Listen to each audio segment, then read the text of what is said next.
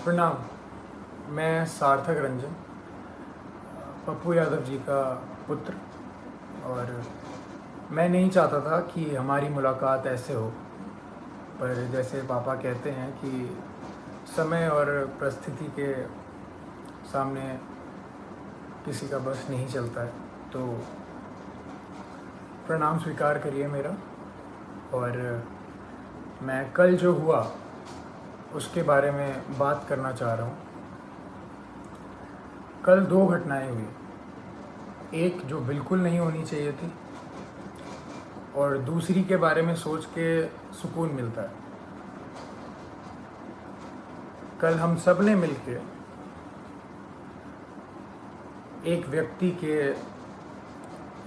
के ऊपर अन्याय जो जो हुआ है,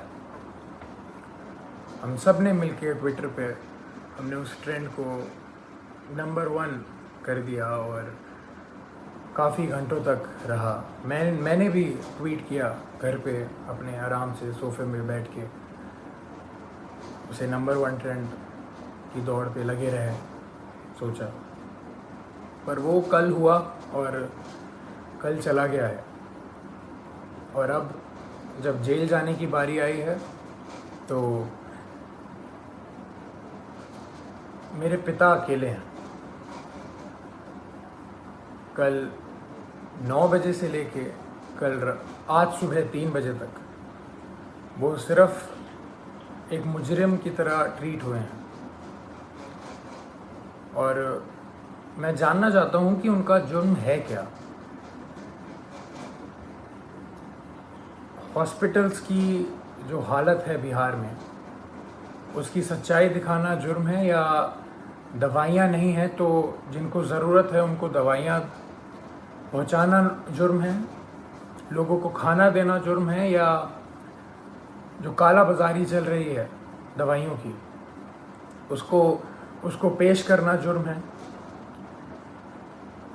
सबसे बड़ा जुर्म मेरे को ये लग रहा है कि एक नेता के घर पे जो छापा मार के उन्होंने आप लोगों के लिए जो एम्बुलेंसेस यूज़ होनी थी वो बस घर पे पड़ी हुई थी, और वो बस ये चाह रहे थे कि वो सारी एम्बुलेंस यूज़ हों आप लोगों के लिए। मुझे लग रहा है कि यही जुर्म उनका सबसे बड़ा रहा।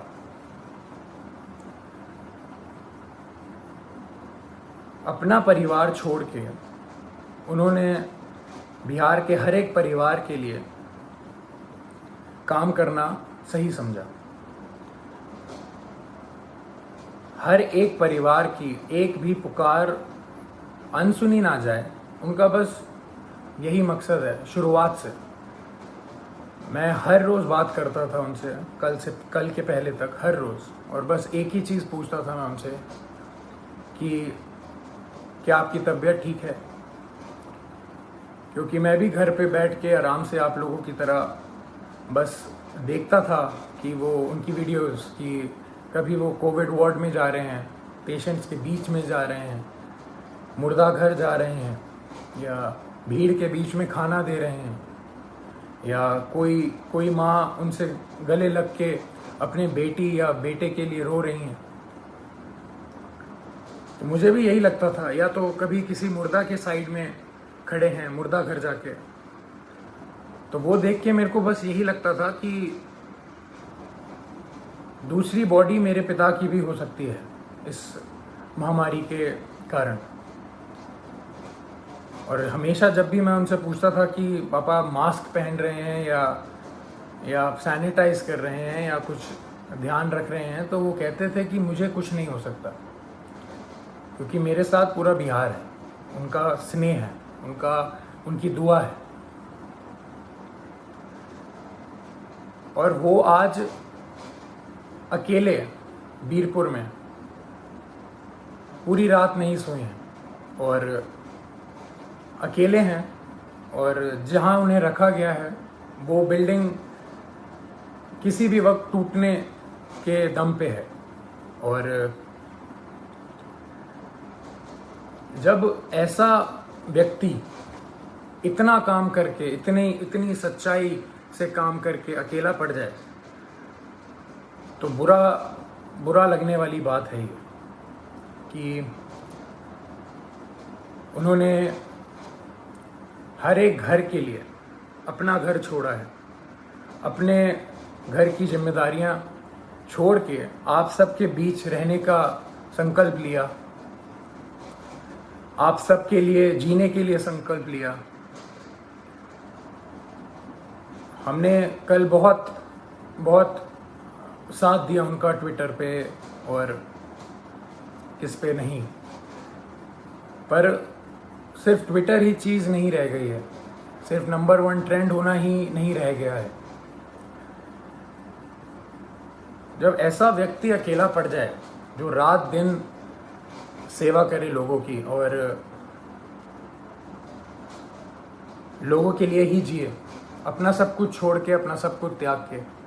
हम लोगों ने बोलते थे आ जाइए, आप वापस आ जाइए, ठीक नहीं है, रिस्की है, सही नहीं रहेगा, मगर उनका एक ही कहना था हमेशा कि बिहार के लोगों को मेरी ज़रूरत है और मैं बस वही कर रहा हूँ।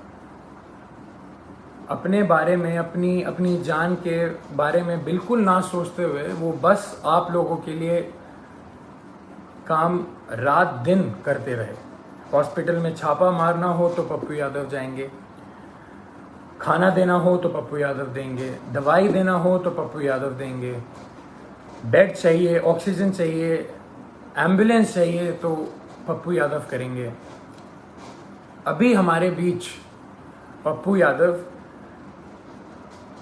कौन बनेगा? कहाँ से लाएंगे हम दूसरा? हम उन्हें अकेला इस टाइम पे नहीं छोड़ सकते। मैं बेटा हूँ इसलिए ये सारी बातें कर रहा हूँ, नहीं। अगर मैं सिर्फ एक बेटे की तरह सोचता तो शायद मैं उनको ज़बरदस्ती बहुत पहले घर बुला चुका होता, पर मैं एक नागरिक की तरह सोचूं तो बहुत बुरा लग रहा है। जो आदमी रात दिन एक करके सिर्फ दूसरों के लिए जिए और उसके साथ ऐसा अन्याय हो, ये बिल्कुल मंजूर नहीं है, ना हम लोगों को मंजूर करना चाहिए।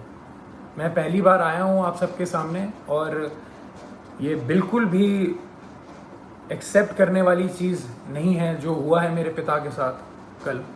कल से हुए जा रहा है और अभी भी हो रहा है। बाढ़ का पानी हो, बाढ़ के पानी में चलना हो, या इस महामारी के टाइम पे हॉस्पिटल जाना हो, या भीड़ में जाना हो, या मुर्दा घर जाना हो, तो सिर्फ पप्पू यादव ही जाएगा। और जेल जाना हो तो सिर्फ मेरे पिता पप्पू यादव ही जाएंगे। ऐसा क्यों? ऐसा मैं समझ नहीं रहा हूँ, ऐसा हो क्यों रहा है? ऐसा होता क्यों है? हमेशा एक आदमी जब दूसरों के लिए जिए जा रहा है 24 घंटे, तो जब उसको ज़रूरत पड़ती है तो वो हमेशा अकेला कैसे पड़ जाता है? हमेशा उसकी आंखों में आंसू रहते हैं हर एक काम करने के बाद। हम अकेले पड़ जाते हैं, उसका पूरा परिवार अकेले पड़ जाता है। हम क्यों अकेले रह जाते हैं जब वो व्यक्ति रात दिन बस दूसरों के लिए जीता है? तो दूसरे क्यों नहीं खड़े हो सकते उसके लिए? क्यों नहीं आवाज निकाल सकते? क्यों नहीं हम, अगर एक पप्पू यादव बिहार के लिए इतना कर सकता है, तो सोचिए 2 पप्पू यादव या 10 पप्पू यादव या 1 लाख पप्पू यादव कितना करेंगे। मैं कहूँगा मेरे पिता का नाम सिर्फ एक नाम नहीं है, वो सिर्फ एक व्यक्ति नहीं है, वो एक जुनून है। वो जुनून हर एक के अंदर रहता है। मेरे अंदर भी है, मेरी बहन के अंदर भी है, मेरे भाई के अंदर भी है, और आप सब के अंदर। वो सारा जुनून एक साथ अगर काम करे तो हमारा जो पहला पप्पू यादव है वो कभी अकेला नहीं पड़ेगा। मैं दिल से खुशगुजार हूँ आप सबका कि हम सब ने कल बहुत बहुत प्यार दिया, बहुत स्नेह दिया मेरे पिता को। पर अभी रुकने की बारी नहीं है। उनको अभी तक हरास किया जा रहा है। जैसे कल रात से वो सोए नहीं हैं, खाए नहीं हैं, उनको दवाइयाँ उनको दवाई खानी होती है, उनको शुगर है, उनका 1.25 महीने पहले ऑपरेशन हुआ है, राइट पैर की नसें उनकी वीक हैं तो खून सर्कुलेशन नहीं होता है उनके राइट पैर में अच्छे से। और किस जुर्म में ये सज़ा उनको दी जा रही है, मैं ये पूछना चाहता हूँ। और जिनकी वजह से हो रहा है वो बहुत अच्छे से जानते हैं कौन कौन है, और ये बिल्कुल ना समझें कि किसी को नहीं पता है कि किसकी वजह से हो रहा है ये और क्यों हो रहा है। यहाँ कोई बच्चा नहीं है और कोई डरा हुआ नहीं है। पप्पू यादव ना कभी किसी से डरा है, ना कभी डरेगा।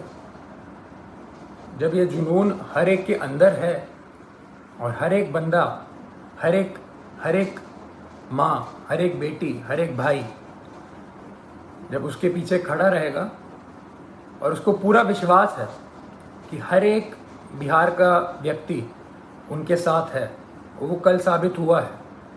मैं बस ये कह रहा हूँ कि वो सिर्फ कल पे ही सीमित नहीं होना चाहिए, ये मुहिम चलती रहनी चाहिए।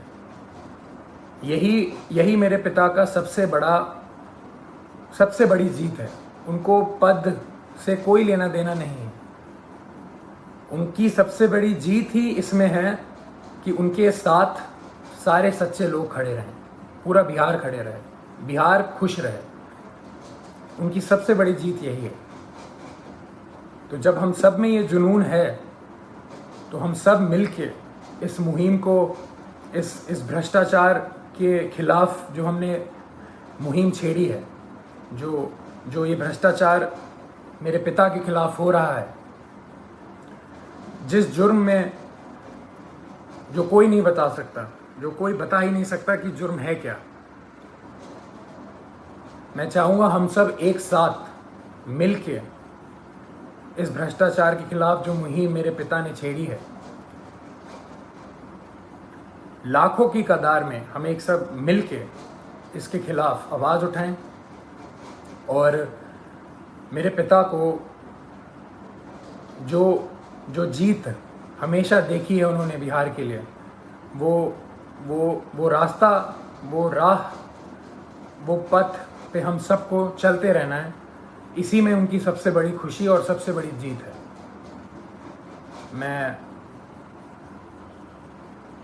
मैं बहुत खुश नसीब महसूस करता हूँ कि मैं अभी यहाँ बैठ के आपके सामने ये सब बोल पा रहा हूँ।